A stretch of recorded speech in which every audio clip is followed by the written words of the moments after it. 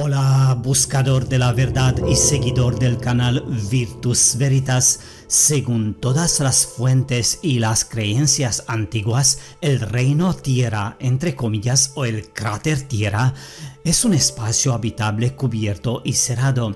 Hace poco me fijé en esta imagen que de hecho representa nuestra águila con dos cabezas, muy presente en todo el pasado reciente de la humanidad, y pensé, ¿y si nuestra águila es el mejor simbolismo a simple vista y representa nuestro reino?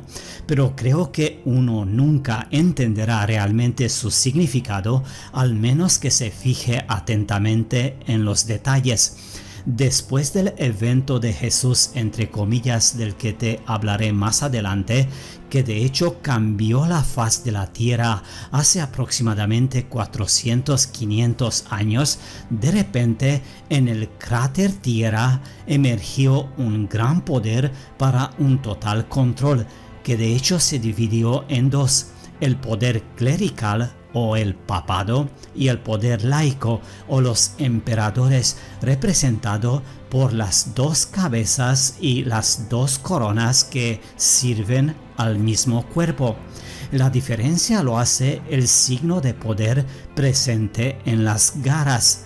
El papado sostiene las llaves cruzadas o las llaves del cielo o del reino o de San Pedro, y los emperadores el cetro de poder bajo el domo. Lo más importante de todo esto son las llaves, porque tanto tiempo que estás encerrado en un espacio supuestamente sin salida, ejercitar el poder es bastante fácil.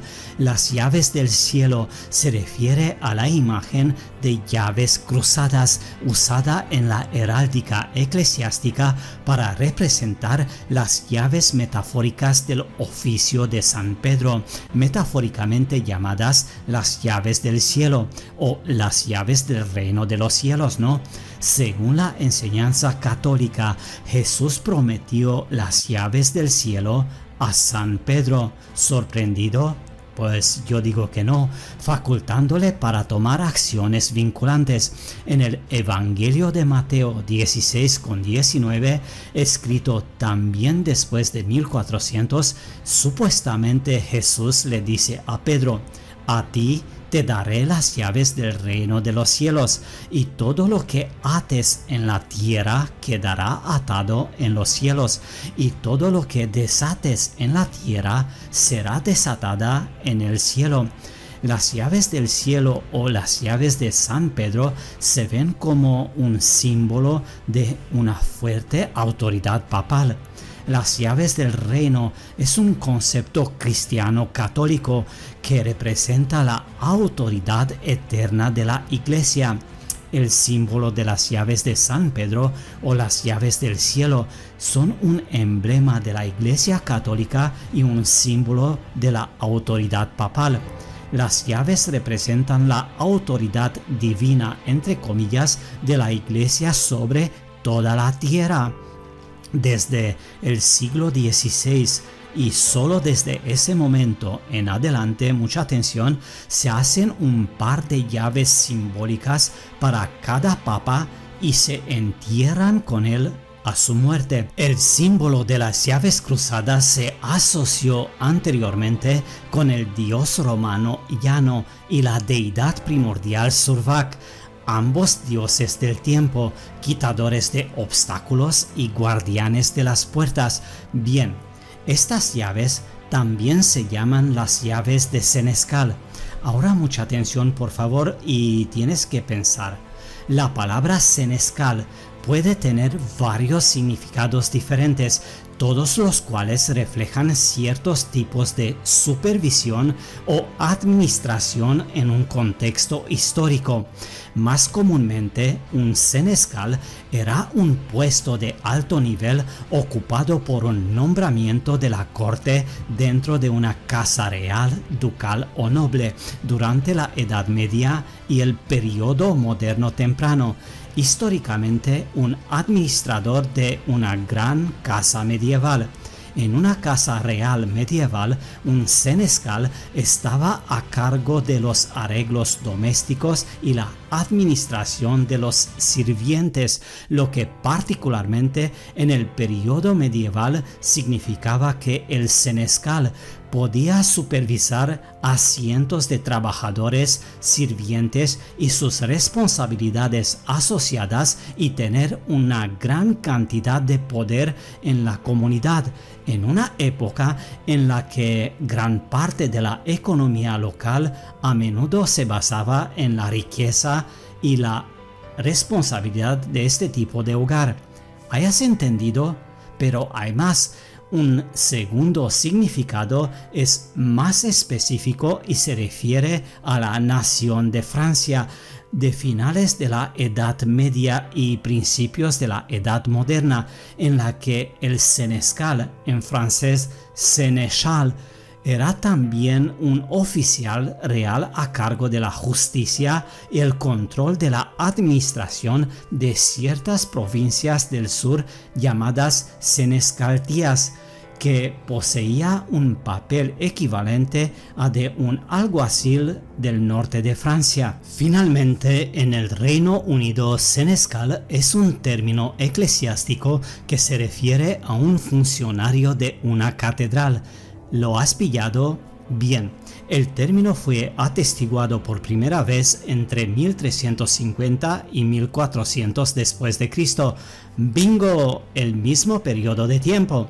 En otras palabras, estas son las llaves de nuestro reino, también conocido y bautizado en latín como Theatrum Orbis Terrarum, y significa el teatro de la orbe del mundo. Y el águila bicéfala es la representación de este teatro donde todos somos actores y los representantes de las dos cabezas del águila, algo parecido a los directores, ¿no? La publicación del Theatrum Orbis Terrarum tuvo lugar en 1570 y a menudo se considera como el comienzo oficial de la Edad de Oro de la cartografía. Otro bingo, el mismo periodo de tiempo. En el Nuevo Testamento, escrito también en el mismo periodo de tiempo, pretorio se refiere al palacio de Poncio Pilato, el prefecto entre comillas romano de Judea, que se cree que estuvo en uno de los palacios residenciales construidos supuestamente por Herodes el Grande para sí mismo en Jerusalén. Esto es muy conveniente porque si el palacio perteneciera al mismísimo Poncio Pilato, podría haber habido demasiadas preguntas desagradables. Ahora, observa muy atento qué hay encima de las torres del palacio o del pretorio. Otro bingo, el águila bicéfala. Pero, ¿cómo es posible el águila bicéfala en tiempo de Jesús? ¿En serio? Sí, señor, porque todo fue hace poco. Las imágenes son muy bien representadas en el mapa de Jerusalén por Christianum Adricum Delphum 1584 y el mapa de Jerusalén por Braun y Hogenberg 1588. Bien, si no fuera parte del Sacro Imperio Romano Germánico, también conocido como el Imperio Romano, Poncio Pilato nunca habría tenido el águila bicéfala encima de su palacio, en su palacio, o encima de su pretorio, o encima de su asiento elevado, entre comillas, que se supone que no debemos pensar que era un trono, ¿no? Por cierto, el palacio también se llama corte en la mayoría de los lugares. Gracioso, ¿no?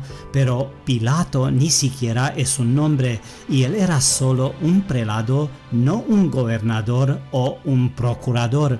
Sería algo tremendo si un cierto obispo contribuyera a la muerte de un cierto Salvador. Piénsalo profundamente. Por supuesto, un procurador sonaría mucho más seguro para la narrativa y sus creadores, ¿no? Pero hay mucho más que eso.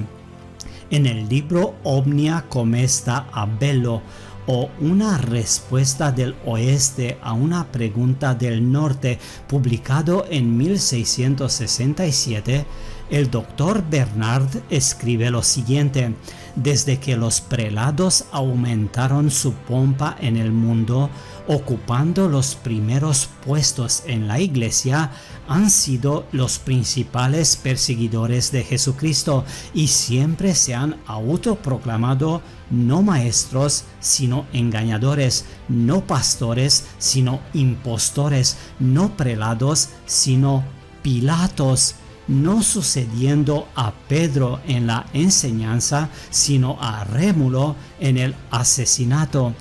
Bien, en cuanto a las afirmaciones oficiales, entre comillas, sobre la tremenda antigüedad asignada a los águilas bicéfalas, simplemente tienes que recordar que vivimos en el mundo de las copias de copias después de 1400 después de Cristo e infinidad de rumores y rumores anteriores de 1400 después de Cristo. Bien, este mundo podría tener miles y miles de años, pero nuestras fuentes son muy jóvenes. No tenemos forma correcta de saber cuántas veces ha tenido lugar el evento de Jesús. Nuestra Biblia en su forma actual es una fuente muy joven y bastante cuestionable, pero se nos dice que nuestro evento de Jesús, entre comillas, viene cuando es como fue en los días de Noé. Sabemos que Noé vivió durante 600 años antes del diluvio y durante 350 años después del diluvio, pero lo que provocó el diluvio sucedió antes del diluvio, ¿no? Bien, tengo que parar el vídeo porque se hace muy largo y según la estadística del canal, la mayoría de las personas ven un vídeo entre 7 y 9 minutos, así que te hablaré sobre el evento de Jesús, entre comillas, en el próximo vídeo. Un gran abrazo y mucha salud. Hasta pronto.